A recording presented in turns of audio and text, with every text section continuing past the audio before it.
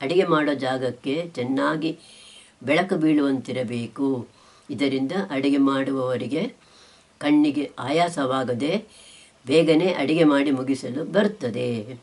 ಅಡಿಗೆ ಕೋಣೆಯೊಳಗೆ ದಿವಸದಲ್ಲಿ 1-2 ಗಂಟೆ ಸೂರ್ಯನ ಬೆಳಕು ಬೀಳುವಂತಿದ್ದರೆ ಇನ್ನೂ ಒಳ್ಳೆಯದು. ಸೂರ್ಯನ ಬಿಸಿಲು ಬ್ಯಾಕ್ಟೀರಿಯಾಗಳನ್ನು ನಾಶ ಮಾಡುತ್ತದೆ.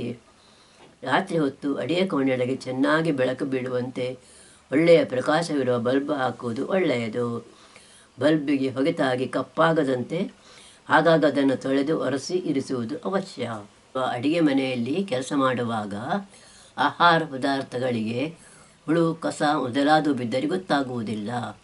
ರಾತ್ರಿ ಹೊತ್ತು ಲೈಟಿನ ಬೆಳಕಿಗೆ ಹೊರಗಿನಿಂದ ಹುಳುಗಳು ಅಡಿಗೆ ಮನೆಯೊಳಗೆ ಬಾರದಂತೆ ಕಿಟಕಿಗಳನ್ನು ಮುಚ್ಚಿ ಇರಿಸಬಹುದು. ತೆರೆದಿರಿಸಬೇಕಾದಲ್ಲಿ ಕಿಟಕಿಗಳಿಗೆ ಬಲೆ ಹಾಕಬಹುದು. ಅಡಿಗೆ ಕೋಣೆಯಲ್ಲಿ ಸ್ಟವ್ವಿನ ಮೇಲ್ಗಡೆ ಒಂದು ಎಕ್ಸಾಸ್ಟ್ ಫ್ಯಾನ್ ಇದೆ. ಆದರೆ ಎಣ್ಣೆಯಲ್ಲಿ ಕರಿಯುವುದು, ದೋಸೆ ಮಾಡುವುದು ಮೊದಲಾದವುಗಳನ್ನು ನಡೆಸುವಾಗ ಫ್ಯಾನ್ ಹಾಕಿ ಎಣ್ಣೆಯ ಹೊಗೆ ಅಡಿಗೆ ಕೋಣೆಯೊಳಗೆ ತುಂಬಿಕೊಳ್ಳದಂತೆ ಮಾಡಬಹುದು. ಅಡಿಗೆ ಮನೆಯಲ್ಲಿ ಸಾಕಷ್ಟು ಜಾಗ ಇದೆ. ಆದರೆ ಮನೆಯವರಿಗೆ ಊಟಕ್ಕೂ ಅದರೊಳಗೇನೆ ಏರ್ಪಾಡು ಮಾಡಬಹುದು. ಯಾವುದಾದರೂ ಅವಶ್ಯ ಇಲ್ಲದ ಡಬ್ಬಗಳು ಮತ್ತು ಬಾಟಲಿಗಳು ಅಡಿಗೆ ಕೋಣೆಯಲ್ಲಿವೆಯೋ ಎಂಬುದನ್ನು ತಿಂಗಳಿಗೊಮ್ಮೆ ನೋಡಿಕೊಂಡು ಅಂಥವುಗಳನ್ನು ಹೊರಹಾಕುವುದು ಒಳ್ಳೆಯದು. ಇದರಿಂದ ಅಡಿಗೆ ಕೋಣೆಯೊಳಗೆ ಆಚೀಚೆ ಹೋಗಲು ಹೆಚ್ಚಿನ ಜಾಗ ಸಿಗುತ್ತದೆ. ಮಾತ್ರವಲ್ಲ, ಅಲ್ಲಿ ಬೇರೆ ತೊಂದರೆಗಳಾಗದಂತೆ ತಡೆಯಲು ಬರುತ್ತದೆ.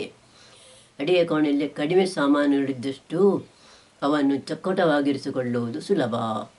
ಯಾರಾದರೂ ನೆಂಟರು ಬಂದಿರುವಾಗ ಮಾತ್ರ ಹೊರಗೆ ಹಾಲಿನಲ್ಲಿ ಇಲ್ಲವೇ ಬೇರೆ ಊಟದ ಕೋಣೆ ಇದ್ದರೆ ಅದರಲ್ಲಿ ಊಟದ ಏರ್ಪಾಡು ಮಾಡಬಹುದು. ಸಾಮಾನುಗಳನ್ನು ಇಡಲು ಅಡಿಗೆ ಮನೆಗೆ ಸೇರಿಕೊಂಡಂತೆ ಬೇರೆ ಒಂದು ಕೋಣೆ ಇದ್ದರೆ ಒಳ್ಳೆಯದು. ಇಲ್ಲವಾದರೆ ಅಡಿಗೆ ಮನೆಯಲ್ಲೇನೇ ಗೋಡೆಗೆ ಶೆಲ್ಫ್ ಜೋಡಿಸಿ ಜಾಗ ಮಾಡಿಕೊಳ್ಳಬಹುದು. ಕಟ್ಟೆಯ ಕೆಳಗಿರಿಸುವ ಶೆಲ್ಫ್ಗಳಿಗೆ ಬಾಗಿಲು ಇದ್ದರೆ ಒಳ್ಳೆಯದು. ಸಿಂಕಿನ ಕೈಬಚ್ಚಲು ಮೇಲ್ಭಾಗದಲ್ಲಿ ಶೆಲ್ಫ್ ಇರಿಸಲು ಹೋಗಬೇಡಿ. ಪಾತ್ರೆ ತೊಳೆಯಲು ಬಗ್ಗುವಾಗ ಅದು ತಲೆಗೆ ತಾಗದಿರದು. ಹೀಗೆಯೇ ಒಲೆಯ ಹಿಂಭಾಗ ಇಲ್ಲ ಮೇಲ್ಭಾಗದಲ್ಲೂ ಶೆಲ್ಫ್ ಇರಿಸದಿರುವುದು ಒಳ್ಳೆಯದು. ಅದರಿಂದ ಸಾಮಾನು ತೆಗೆಯಲು ಕೈ ಹಾಕುವಾಗ ಬಟ್ಟೆಗೆ ಬೆಂಕಿ ಹಿಡಿಯಬಲ್ಲದು. ಶೆಲ್ಫ್ಗಳಲ್ಲಿ ಸಾಮಾನುಗಳನ್ನು ಇರಿಸುವ ಮೊದಲು ಒಂದು ದಿನಪತ್ರಿಕೆಯನ್ನು ಹರಡಿರಾದರೆ ಅವನ್ನು ಚಕ್ಕಟವಾಗಿರಿಸುವ ಕೆಲಸ ಸುಲಭವಾಗುತ್ತದೆ. ಎಣ್ಣೆ, ತುಪ್ಪ, ಉಪ್ಪಿನಕಾಯಿ ಮೊದಲಾದವನ್ನು ಇರಿಸುವಲ್ಲಿ ಪಾಲಿಥೀನ್ ಹಾಳೆಗಳನ್ನು ಹರಡಿದರಾದರೆ ಶೆಲ್ಫ್ಗಳಿಗೆ ಜಿಡ್ಡು ಹಿಡಿದು ಕಪ್ಪಾಗುವುದನ್ನು ತಪ್ಪಿಸಬಹುದು. ಈ ಪಾಲಿಥೀನ್ ಹಾಳೆಗಳನ್ನು 4-5 ತಿಂಗಳಿಗೊಮ್ಮೆ ಒರೆಸಿಕೊಳ್ಳುವುದು ಒಳ್ಳೆಯದು. ಅಡಿಗೆ ಮನೆಯಲ್ಲಿ ಒಂದು ಕೈಬಚ್ಚಲು ಸಿಂಕ್ ಇದೆ. ಆದರೆ ಅಡಿಗೆಯ ಕೆಲಸ ಬಹಳ ಸುಲಭವಾಗುತ್ತದೆ. ಆದರೆ ಈ ಕೈಬಚ್ಚಲನ್ನು ತುಂಬ ಚಕ್ಕಟವಾಗಿರಿಸಿಕೊಳ್ಳುವುದು ಅವಶ್ಯ. ಇಲ್ಲವಾದರೆ ಅದರಿಂದ ಆಹಾರಕ್ಕೆ ಕೊಳೆ ಸೇರಿಕೊಂಡೀತು. ಅದರ ತೂತು ಮುಚ್ಚಿ ಹೋಗದಂತೆ ಜಾಗ್ರತೆ ವಹಿಸಿರಿ. ಮತ್ತು ವಾರಕ್ಕೊಮ್ಮೆ ಅದರೊಳಗೆ ಸ್ವಲ್ಪ ಸೀಮೆ ಎಣ್ಣೆ ಇಲ್ಲವೇ ಕ್ರಿಮಿನಾಶಕ ಹಾಕಿ ಅದರೊಳಗಿರುವ ಜಿರಳೆಗಳು ಅಡಿಗೆ ಮನೆ ಒಳಕ್ಕೆ ಬಂದು ಸೇರದಂತೆ ನೋಡಿಕೊಳ್ಳಿರಿ. ಕಸ ಹಾಕುವುದಕ್ಕಾಗಿ ಅಡಿಗೆ ಕೋಣೆಯಲ್ಲಿ ಒಂದು ಡಬ್ಬ ಇಲ್ಲವೇ ಪ್ಲಾಸ್ಟಿಕ್ ಬಕೆಟ್ ಇರಿಸಿಕೊಳ್ಳುವುದು ಒಳ್ಳೆಯದು. ಇದು ಹಳೆಯದಾಗಿ ಹರಿದು ಹೋಗಿ ತೂತಾಗಿರುವಂತಹ ಕೊಳಕು ಬಕೆಟ್ಗಳಾಗಬೇಕೆಂದೇನೂ ಇಲ್ಲ. ಬೇರೆ ಬಕೆಟ್ಗಳ ಹಾಗೆ ಕಸದ ಬಕೆಟ್ಟು ಚಕ್ಕಟವಾಗಿರಬಲ್ಲದು. ಅದಕ್ಕೊಂದು ಮುಚ್ಚಳವಿದ್ದರೆ ನೊಣಗಳು ತುಂಬಿಕೊಳ್ಳುವುದನ್ನು ತಪ್ಪಿಸಬಹುದು. ಇರುವೆಗಳು ಬಂದು ತುಂಬದಂತೆ ಅದರಲ್ಲಿ ಯಾವುದಾದರೂ ಕ್ರಿಮಿನಾಶಕವನ್ನು ಚಿಮುಕಿಸಬಹುದು. ಇಲ್ಲವೇ ಅದನ್ನು ಸ್ವಲ್ಪ ನೀರಿನಲ್ಲಿಡಬಹುದು. ಕಸ ಹಾಕುವ ಮೊದಲು ಬಕೆಟ್ನ ತಳದಲ್ಲಿ ಒಂದು ಪೇಪರ್ನ ತುಂಡನ್ನು ಇರಿಸಿದರಾದರೆ ಬಕೆಟನ್ನು ಚಕ್ಕಟ ಮಾಡುವ ಕೆಲಸ ಸುಲಭವಾದೀತು. ಅಂಗಡಿಯಿಂದ ಸಾಮಾನುಗಳನ್ನು ಕಟ್ಟಿ ತಂದ ಕಾಗದಗಳನ್ನೆಲ್ಲ ಒಂದು ಕಡೆ ಸಂಗ್ರಹಿಸಿ ಇರಿಸಿದರಾದರೆ ಅವನ್ನೇ ಒಂದೊಂದಾಗಿ ಈ ಕೆಲಸಕ್ಕೆ ದಿನಾಲು ಬಳಸುತ್ತಿರಬಹುದು. ಬಚ್ಚಲ ಮನೆಯೊಳಗೆ ಚೆನ್ನಾಗಿ ಗಾಳಿ ಬೆಳಕು ಬರುತ್ತಿದ್ದರೆ ಅದನ್ನು ಚಕ್ಕಟವಾಗಿರಿಸಲು ಸುಲಭವಾಗುತ್ತದೆ. ಅದರ ಕಿಟಕಿಗಳಿಗೆ ದಪ್ಪವಾದ ಪರದೆ ಹಾಕಿ ಒಳಗೆ ಕತ್ತಲಾಗುವಂತೆ ಮಾಡುವ ಬದಲು ಗಾಜುಗಳಿಗೆ ಬಣ್ಣ ಕೊಟ್ಟು ಅವುಗಳ ಮೂಲಕ ಬೆಳಕು ಕಡಿಮೆ ಬರುವಂತೆ ಮಾಡಬಹುದು.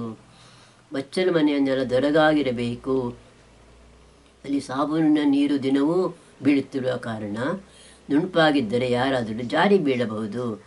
ಬಚ್ಚಲ ಮನೆಯಲ್ಲಿ ಸ್ನಾನ ಮಾಡುವ ಜಾಗವನ್ನು, ನೆಲ ಮತ್ತು ಗೋಡೆಗಳನ್ನು ದಿನಾಲು ತೊಳೆದು ಚಕ್ಕಟ ಮಾಡುತ್ತಿರಬೇಕು. ನೆಲದಲ್ಲಿ ಕಟ್ಟಿಕೊಳ್ಳದ ಹಾಗೆ ಬ್ರಷ್ಷಿನಿಂದ ಉಜ್ಜಿ ತೊಳೆಯುತ್ತಿರಬೇಕು. ಪಾಚಿ ಕಟ್ಟಿರುವ ಗಾರೆಯ ನೆಲಕ್ಕೆ ರಾತ್ರಿ ಸ್ವಲ್ಪ ಸುಣ್ಣ ಹಾಕಿಟ್ಟು ಮಾರನೇ ದಿವಸ ಬ್ರಷ್ ಹಾಕಿ ತೊಳೆದರೆ ಚೊಕ್ಕಟವಾಗುತ್ತದೆ. ಸುಣ್ಣಕ್ಕೆ ಕ್ರಿಮಿನಾಶಕ ಗುಣ ಇದೆ. ಬಚ್ಚಲ ಮನೆಯಲ್ಲಿ ನೆಲದಲ್ಲಿ ಗಾರೆ ಇದ್ದು ತೂತಾಗಿದೆಯಾದರೆ ಅದನ್ನು ಕೂಡಲೇ ಸರಿಪಡಿಸಬೇಕು. ಇಲ್ಲವಾದರೆ ನೆಲವನ್ನು ಶುಚಿಯಾಗಿರಿಸಲು ಕಷ್ಟವಾದೀತು. ಸ್ನಾನ ಮಾಡಿದ ನೀರು ಸರಾಗವಾಗಿ ಹೊರಹೋಗುತ್ತದೆಯಾದರೆ ನೆಲದಲ್ಲಿ ಅಷ್ಟೊಂದು ಬೇಗನೆ ಪಾಚಿ ಕಟ್ಟಿಕೊಳ್ಳುವುದಿಲ್ಲ. ಅಲ್ಲಲ್ಲಿ ನೀರು ನಿಂತಿದೆಯಾದರೆ ನೆಲವನ್ನು ರಿಪೇರಿ ಮಾಡಿಸಿಕೊಳ್ಳುವುದು ಒಳ್ಳೆಯದು. ನೀರು ಹೋಗುವ ತೂತಿನಲ್ಲಿ ತಲೆಗುದ್ದಲು ಮತ್ತು ಬೇರೆ ಕಸಗಳು ತುಂಬಿ ತೂತು ಮುಚ್ಚಿ ಹೋಗದಂತೆ ಚಿಕ್ಕ ಚಿಕ್ಕ ತೂತುಗಳಿರುವ ತಟ್ಟೆಯನ್ನು ಆ ತೂತಿನ ಮೇಲೆ ಅಳವಡಿಸಿಕೊಳ್ಳುವುದು ಒಳ್ಳೆಯದು. ಈ ತಟ್ಟೆಯ ಮೇಲೆ ಸಂಗ್ರಹವಾದ ಕಸವನ್ನು ಆಗಾಗ ತೆಗೆದು ಹೊರಗೆಸೆಯಬೇಕು. ಬಚ್ಚಲ ಮನೆಯ ನಲ್ಲಿಯಲ್ಲಿ ನೀರು ಬಿಂದು ಬಿಂದುವಾಗಿ ಸೋರುತ್ತಿದೆಯಾದರೆ ಕೂಡಲೇ ನಲ್ಲಿಯ ವಾಷರನ್ನು ಬದಲಾಯಿಸುವುದು ಒಳ್ಳೆಯದು. ಇಲ್ಲವಾದರೆ ನೀರು ಅನವಶ್ಯಕವಾಗಿ ಹೆಚ್ಚವಾಗಿರುತ್ತದೆ. ಮಾತ್ರವಲ್ಲ, ನಲ್ಲಿಯ ಕೆಳಗೆ ಬಹಳ ಬೇಗ ಪಾಚಿ ಬೆಳೆದು ಜಾರತೊಡಗುತ್ತದೆ. ಸ್ನಾನ ಮಾಡುವ ಜಾಗವನ್ನು ಮನೆಯವರು ಯಾರೂ ಮೂತ್ರ ಮಾಡಲು ಬಳಸದಂತೆ ಎಚ್ಚರಿಕೆ ಹೇಳಿರಿ. ಮೂತ್ರ ಮಾಡಲು ಕಕ್ಕುಸನ್ನೇ ಬಳಸುವುದು ಒಳ್ಳೆಯದು. ಸ್ನಾನ ಮಾಡುವ ಜಾಗ ದೊರಗಾಗಿರುವ ಕಾರಣ ಅಲ್ಲಿ ಮೂತ್ರ ಮಾಡಿದ ಮೇಲೆ ಎಷ್ಟೇ ನೀರು ಹಾಕಿದರೂ ಪೂರ್ತಿ ಚಕ್ಕಟವಾಗುವುದಿಲ್ಲ ಮತ್ತು ಇದರಿಂದಾಗಿ ಬಚ್ಚಲ ಮನೆಯಲ್ಲಿ ಕೆಟ್ಟ ವಾಸನೆ ತುಂಬಿಕೊಳ್ಳುತ್ತದೆ. ಹಾಗೇನಾದರೂ ವಾಸನೆ ಬರುತ್ತದೆ ಆದರೆ ಫಿನೈಲ್ ಹಾಕಿ ವಾಸನೆ ಹೋಗುವಂತೆ ಮಾಡಬಹುದು. ಬಚ್ಚಲ ಮನೆಯಲ್ಲಿ ಸಾಬೂನಿರಿಸುವ ಪೆಟ್ಟಿಗೆಯಲ್ಲಿ ನೀರು ನಿಲ್ಲುವ ಹಾಗೆ ಇರಬಾರದು. ಒದ್ದೆಯಾಗಿರೋ ಸಾಬೂನು ಕೂಡಲೇ ಒಣಗುವಂತೆ ಅದರ ತಳದಲ್ಲಿ ಸರಾಗವಾಗಿ ನೀರು ಹೋಗುವಂತಿರಬೇಕು ಮತ್ತು ಸಾಬೂನಿನ ತಳಕ್ಕೆ ಗಾಳಿ ತಾಗಲು ಸೆರೆ ಇಲ್ಲವೇ ತೂತುಗಳಿರಬೇಕು. ಇಲ್ಲವಾದರೆ ಸಾಬೂನು ಮೆತ್ತಗಾಗಿ ಬಹಳ ಬೇಗ ಕರಗಿ ಹೋದೀತು.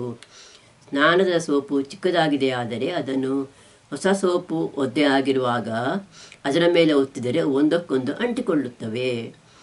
ಆಮೇಲೆ ಮಾರನೇ ದಿವಸ ದೊಡ್ಡದರೊಂದಿಗೆ ಚಿಕ್ಕ ಸೋಪನ್ನು ಸ್ನಾನಕ್ಕೆ ಬಳಸಲು ಸಾಧ್ಯವಾಗುತ್ತದೆ. ಸ್ನಾನಕ್ಕೆ ಮತ್ತು ಬಟ್ಟೆಗೆ ಬಳಸಿ ಉಳಿದ ಸಾಬೂನಿನ ಚಿಕ್ಕ ಚಿಕ್ಕ ತುಂಡುಗಳನ್ನೆಲ್ಲ ಒಂದು ಡಬ್ಬದಲ್ಲಿ ಸಂಗ್ರಹಿಸಿಟ್ಟು ಆಮೇಲೆ ಅದಕ್ಕೆ ಸ್ವಲ್ಪ ನೀರು ಸೇರಿಸಿ ಕುದಿಸಿ ಒಂದು ಬಾಟಲಲ್ಲಿ ತುಂಬಿಸಿ ಇರಿಸಿದರಾದರೆ ಕೈ ತೊಳೆಯಲು ಇಲ್ಲವೇ ಪಾತ್ರೆಗಳನ್ನು ತೊಳೆಯಲು ಒಳ್ಳೆ ಪರಿಮಳವಿರುವ ಲಿಕ್ವಿಡ್ ಸೋಪು ತಯಾರಾಗುತ್ತದೆ.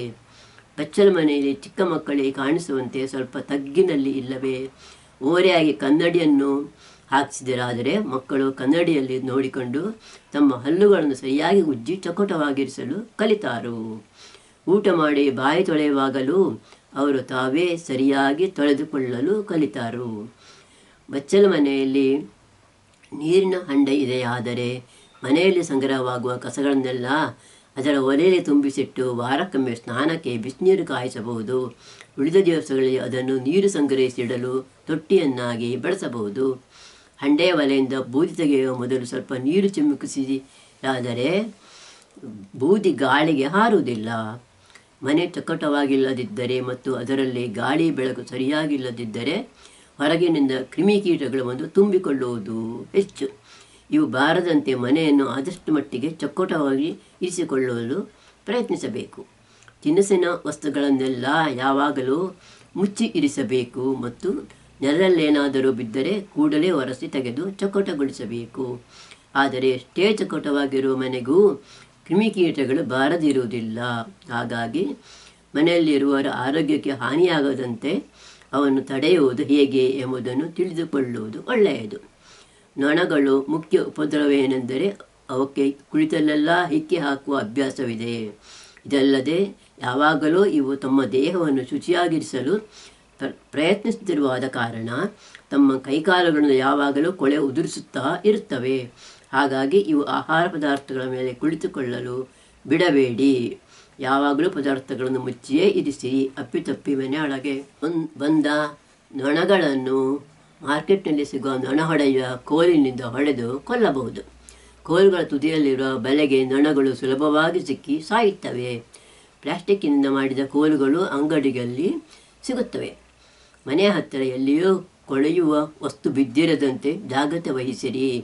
ನೊಣಗಳು ಇಂಥ ಕೊಳೆಯುವ ವಸ್ತುಗಳಲ್ಲಿ ಮೊಟ್ಟೆ ಇಡುತ್ತವೆ. ಈ ಮೊಟ್ಟೆಗಳು ಒಡೆದು ಮರಿಗಳಾಗಿ 4-5 ದಿವಸಗಳಲ್ಲಿ ಬೆಳೆದು ಆಮೇಲೆ 7-8 ದಿವಸ ಪೂಪುಗಳಾಗಿದ್ದು ಮತ್ತೆ ನೊಣಗಳಾಗಿ ಹೊರಬರುತ್ತವೆ. ಹೆಚ್ಚು ನೊಣ ಬರುವ ಜಾಗದಲ್ಲಿ ಮನೆ ಇದೆಯಾದರೆ ಅವು ಸಾಮಾನ್ಯವಾಗಿ ಒಳಗೆ ಬರುವ ಕಿಟಕಿಗಳಿಗೆ ಬಲೆ ಹಾಕಿ ಒಳಗೆ ಬಾರದಂತೆ ತಡೆಯಬಹುದು.